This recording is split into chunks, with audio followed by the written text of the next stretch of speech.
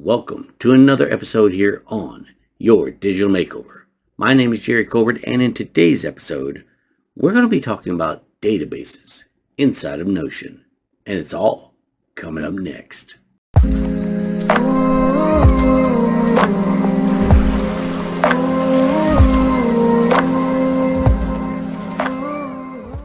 So here we are inside of Notion. And this is going to be a brief one for y'all, but I do want to kind of go over databases inside of Notion.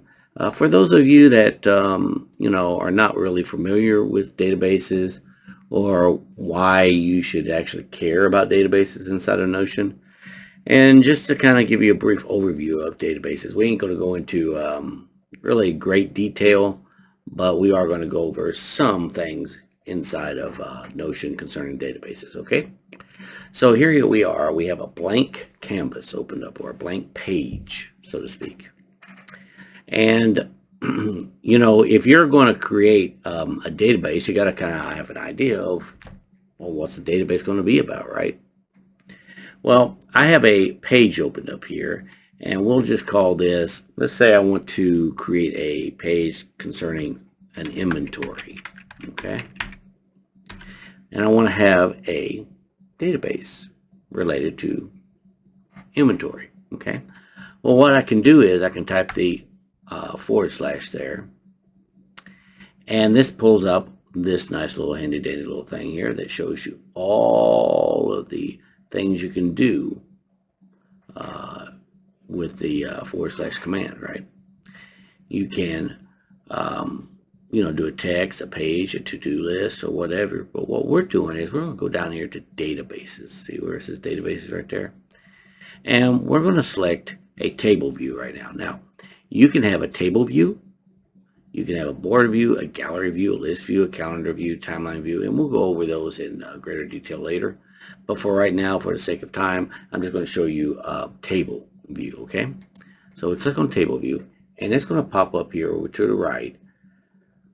And it's going to give me an option to select from databases I've already created.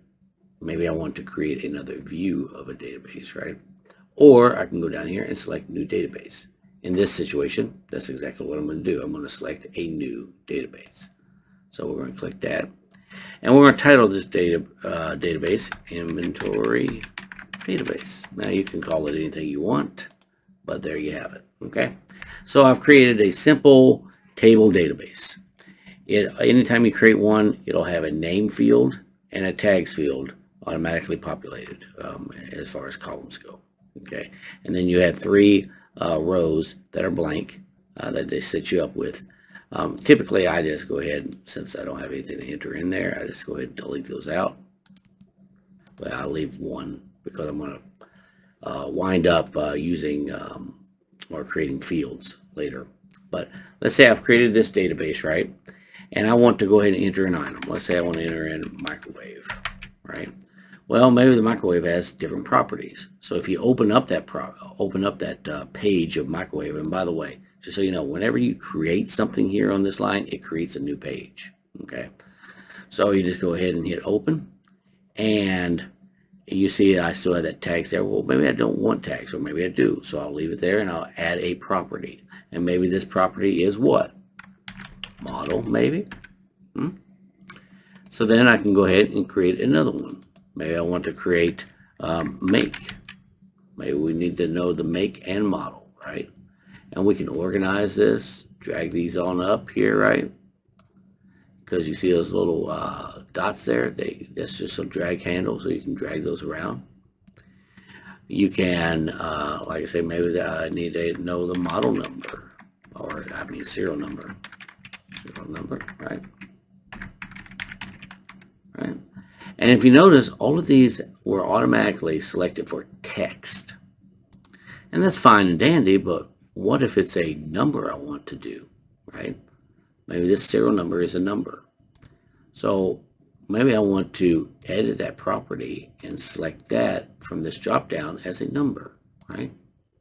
Maybe the make, I have different things in my household, and stuff, or maybe different, maybe I have a GE refrigerator, a GE, microwave, or what have you. I don't need to keep entering in and I have the make there, and then type in GE every time I put in a new item, right? So what I can do is I can go here and click the edit property and make that a drop down menu. So now when I enter GE in here, I can create a new tag, so to speak, and now I'll call that GE. So now let's say, for instance, I go in here and I create myself a refrigerator, right? So now I can go over here to tag and select that as GE. See how easy that is? That's the cool thing about databases. You can create complex databases, create simple databases, but it's a real good way to be able to keep track of important information that you might need to keep track of, you know.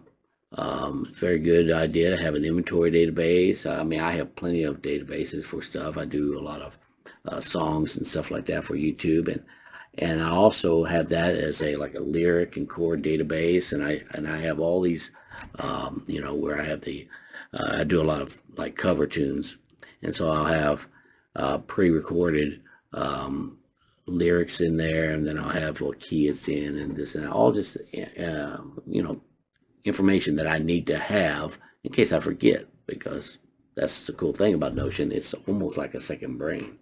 It helps you remember stuff just in case you forget. Okay. Just like I created a pets database, just keep checking my pets' vaccine schedule and their next you know, vaccinations and their next appointments with the vets and stuff like that. So these are the cool things you can do with databases. And like I say, with databases, you can also create another view here.